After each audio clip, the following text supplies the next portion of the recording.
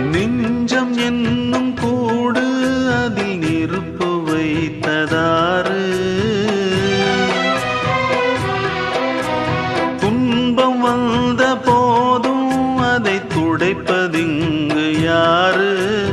கலங்கும் போது சேரு, அது தெளியும் போது நீரு.